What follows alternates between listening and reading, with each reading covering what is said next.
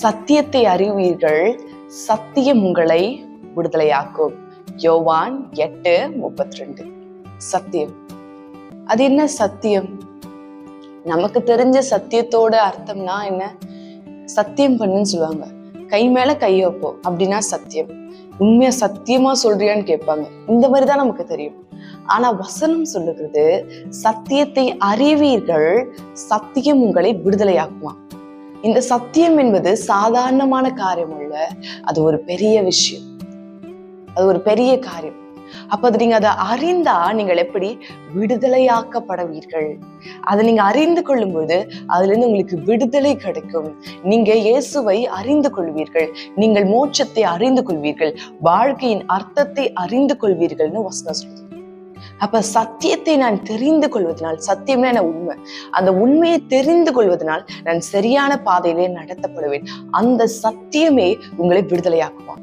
ஏன் சத்தியத்திற்கும் விடுதலைக்குமான இந்த காரியத்தை ஏன் ரெண்டு வார்த்தையும் கனெக்ட் பண்ணிருக்காங்க?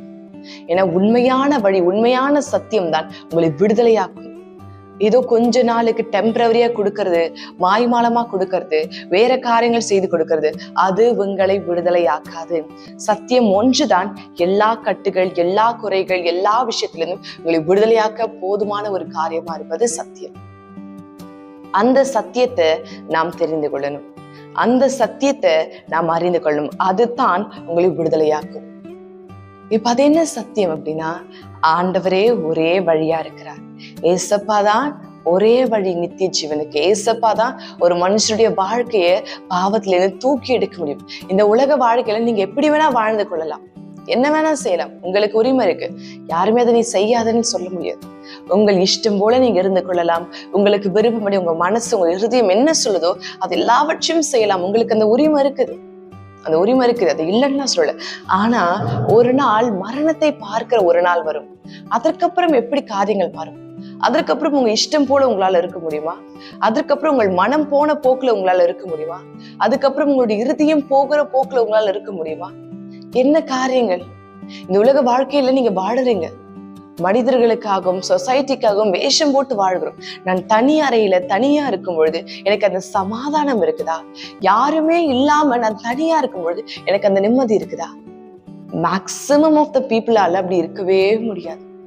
ஏன்னா எப்போ திரும்ப இருதயம் உங்களை பாதிக்கும், எப்போ இந்த இருதயம் உங்களை குச்சிப்படுத்தும், எப்போ இந்த இருதயம் உங்களோட பேசிக்கொண்டே இருக்கும்னா நீங்க தனியா இருக்கும் பொழுது.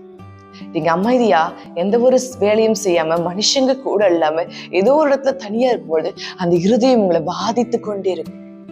அந்த இருதயத்துக்குள்ள ஒரு சமாதானம் இருக்காது, ஒரு நிம்மதி இருக்காது, ஒன்றுமே இருக்காது. நீங்க எப்படின்னா ஏதோ ஒரு பாரம், ஏதோ ஒரு கஷ்டம், ஏதோ ஒரு அழுத்தம் மனசை அழுத்திக்கிட்டே இருக்கும். உங்களுக்கு அது என்னென்ன சொல்ல தெரியாது.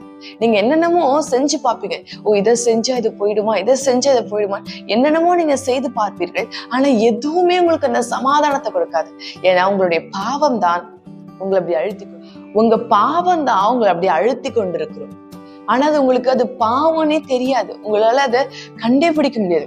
நீங்க நினைச்சிருப்பீங்க, இது இல்ல, அது இல்ல, இந்த பிரச்சனை, அந்த பிரச்சனை, அதனாலதான் என் மனசு இப்படி கஷ்டப்படுது. இல்ல இல்ல இல்ல, அந்த பிரச்சனை எல்லாம் தீர்ந்தாலும், உங்களோட தேவைகள் எல்லாம் சந்திக்கப்பட்டாலும், நீங்கள் என்ன வாழ்க்கையில் அடைந்தாலும், உலகத்தின் உச்சத்திற்கே போனாலும் அந்த இருதயம் அப்படி பாதிக்கப்பட்டு கொண்டேதான் இருக்கும். ஏன்னா அந்த பாவமில்லாத மனிதர்கள் தான் நல்ல சந்தோஷமா சமாதானமா இருக்க முடியும். ஏன்னா அந்த பாவ உணர்வு அவங்க இருதயத்தை பாதிக்காது. அவர்கள் என்னனாலும் செய்வாங்க, அவர்கள் தனியா எவ்வளவு நாளும் இருப்பாங்க, மனுஷங்க தேவையே இருக்காது. தனியா இருப்பது அவங்க அவ்வளவு சந்தோஷமா இருப்பாங்க. ஏன்னா அவர்கள் தனியா இல்ல, அவர்களோட இயேசு கூட இருப்பார். அப்போ இந்த இருதயத்தில் இருக்கிற இந்த ஹெவினஸ், இந்த பாரம், இந்த பாவ உணர்வு, இந்த குற்ற உணர்வு, நான் ஏதோ உலகத்துல எல்லா மனுஷங்க முன்பாகவும் ஏமாத்தி கொண்டு எல்லாவற்றையும் சுலமா செய்து மற்றவர்களுக்கு முன்பாக நாம் சரியா இருக்கிறவரை காட்டிக்கொள்ளலாம். ஆனா நீங்கள் தனியா இருக்கும் பொழுதுதான் இருதய பாதிக்கிறதும், நீங்க ராத்திரி தூங்கும் பொழுதுதான் சரியான நிம்மதியான தூக்கம் இல்லாம நீங்க புரண்டு படுக்கிறது. ஏன்னா இருதயத்துல சமாதானம் இல்லை, இருதயத்துல சந்தோஷம் இல்லை. உலக ஜனங்களுக்கு முன்பாக, அவர்களுக்கு முன்பாக உங்களை எப்படி திரும்ப நீங்க ப்ரொஜெக்ட் பண்ணிட்டு கொண்டிருப்பீங்க? உங்களை போல சந்தோஷமான, உங்களை போல நிம்மதியான, உங்களை போலவர்கள் உலகத்துல யாருமே இல்லைன்னு உலக ஜனங்களுக்கு ப்ரொஜெக்ஷன் போகும். அப்படிதான் உலக ஜனங்களுக்கு நீங்க வெளிப்படுத்தி கொண்டிருப்பீங்க. ஆனா உங்களுக்கு தான் தெரியும் உங்கள் இருதயம் எப்படி உங்களை வாதித்து கொண்டிருக்குது. அந்த பாரம், அந்த வேதனை, அந்த கஷ்டம் உள்ளத்தை எப்படி அழுத்தி கொண்டிருக்குன்னு உங்கள் ஒருவருக்கு தான் தெரியும். நீங்க யாருக்கிட்டையும் அதை ஷேர் பண்றது. அது உங்களுக்குள்ளே நீங்களே வைத்து வைத்து அழுத்தி கொண்டிருக்கிறீர்கள். அப்போ அந்த காரியத்திலிருந்து, அந்த அழுத்தத்திலிருந்து உங்களுக்கு விடுதலை கொடுக்கக்கூடிய ஒரே நபர் இயேசப்பா. அவர் தான் அந்த சத்தியம். அவர் சொல்லுகிறார், நானே வழியும் சத்தியமும் ஜீவனுமா இருக்கிறேன். அப்ப இயேசுவை அறிந்து கொள்வதுதான் சத்தியம், இயேசுவை தெரிந்து கொள்வதுதான் சத்தியம், இயேசுவை ஏற்றுக்கொள்வதுதான் சத்தியம்.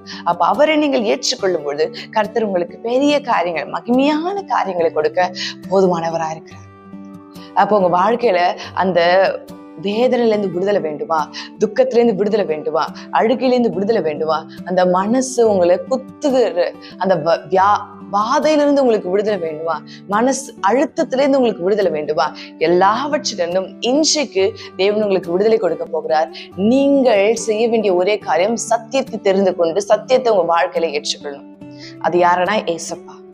ஏசப்பா உங்க வாழ்க்கையில இப்பொழுது ஏற்றுக்கொள்ளுங்கள், அவர் உங்களுக்கு விடுதலை கொடுப்பார்.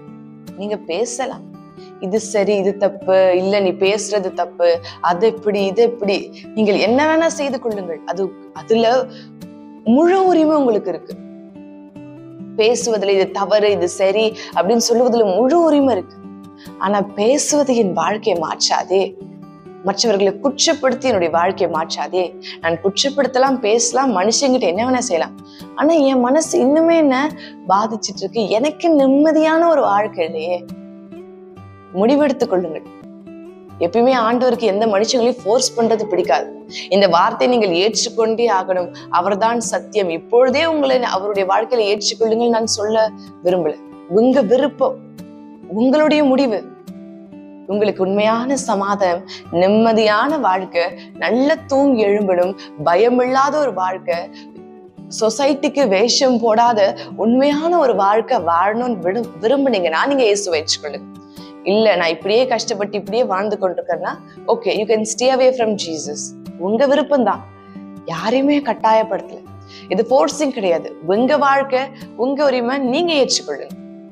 இயேசு உங்க வாழ்க்கைக்கு வேணும் நீங்க நினைச்சீங்க, ஆமா எனக்கு இந்த வாழ்க்கை வேணும், எனக்கு நிம்மதி முதலாவது வேணும், எனக்கு சமாதானம் முதலாவது வேணும், நான் ஒரு நல்ல வாழ்க்கையை வாழணும், இந்த மாதிரி வேஷம் போடாம நடிக்காம நான் மற்றவர்களுக்காக வாழாம நான் உண்மையா என் இருதயம் சந்தோஷப்படுகிற வாழ்க்கையை வாழணும், என் இருதயம் என்னை பாதிக்காம நிம்மதியான ஒரு வாழ்க்கையை வாழணும் நீங்க நினைச்சீங்கன்னா இயேசுவை ஏற்றுக்கொள்ளுங்க. லைக் இதை நீங்க ஆர்கியூமெண்ட் பேசலாம், குற்றப்படுத்தலாம், கை நீட்டி பேசலாம், தவறான கமெண்ட்ஸ் கொடுக்கலாம், எல்லாம் நீங்கள் செய்யலாம். உங்களுக்கு முழு உரிமை இருக்கு. ஆனா அது உங்க வாழ்க்கையை மாற்றுமா? நீங்கள் முடிவெடுத்துக் கொள்ளுங்கள். உங்களுடைய கையில இருக்கு. அது உங்களுடைய டெசிஷன் தான்.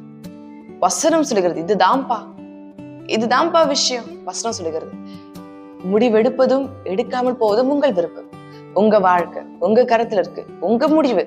யாரும் இதை பண்ணாதுன்னு உங்களை குற்றப்படுத்த முடியாது. நீங்க எடுக்க வேண்டிய முடிவுதான்.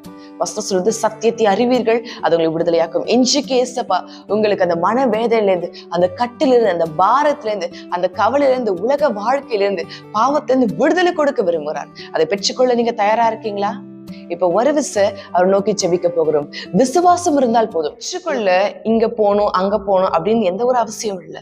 நீங்கள் முழங்கால் படியிட்டு, எசப்பா எனக்கு விடுதலை கொடுங்க ஆண்டவரே, எனக்கு ஒரு நிம்மதியை கொடுங்க ஆண்டவரே, எனக்கு சமாதானத்தை கொடுங்க ஆண்டவரே, அப்பா இந்த காலத்துல ஒரு விடுதலை கொடுங்க ஆண்டவரே, ஒரு நிம்மதியான வாழ்க்கை வாழணும் ஆண்டவரே, மனிதர்களுக்கு வேஷம் போடாம என் இருதயம் சொல்லுகிற மாதிரி சமாதானம், இருதயம் விரும்புகிற நிம்மதியான வாழ்க்கை வாழணும் ஆண்டவரே.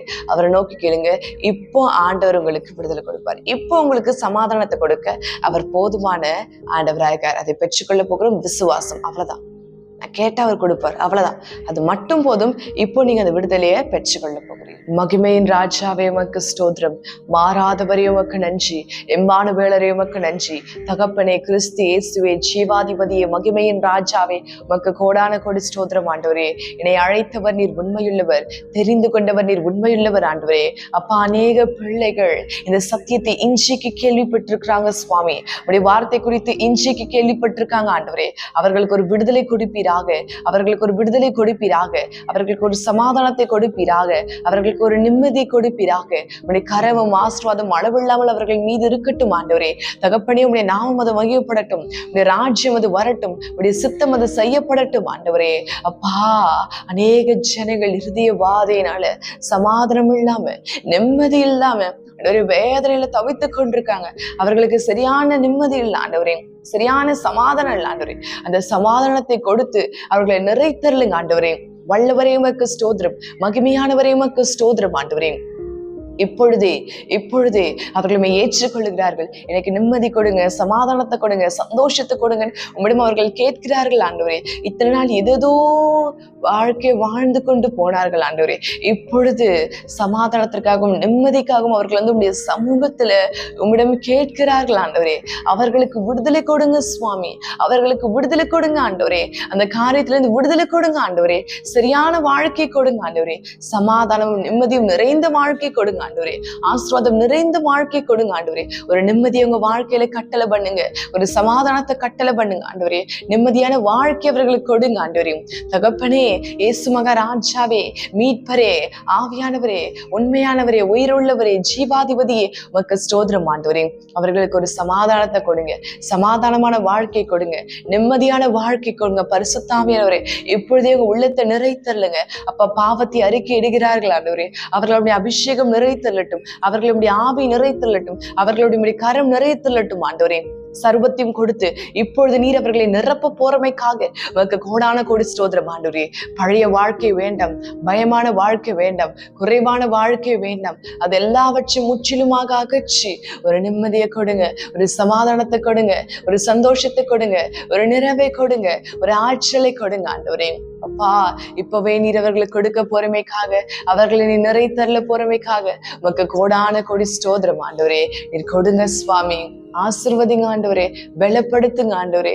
இன்றைக்கு அவர்களுக்கு அந்த விடுதலை கொடுக்க போறமைக்காக நன்றி. அவர்கள் உள்ளத்தை உடைய சமாதானம், உடைய நிம்மதி, உடைய ஆசீர்வாதம் அவங்க உள்ளத்தை நிறைத்தரலட்டும் ஆண்டவரே. நீ நிரப்ப போறமைக்காக உனக்கு கோடான கோடி ஸ்தோத்திரம் ஆண்டவரே. அப்பா, நிரப்புங்க, ஆசீர்வதிங்க, பலப்படுத்துங்க, வழி நடத்துங்க ஆண்டவரே. இயேசு கிறிஸ்துவ நாமத்தினாலே ஜெபிக்கிறேன். ஜெபம் கேளும் ஜீவன் நல்ல பிதாவே. அமேன், அமேன், அமேன்.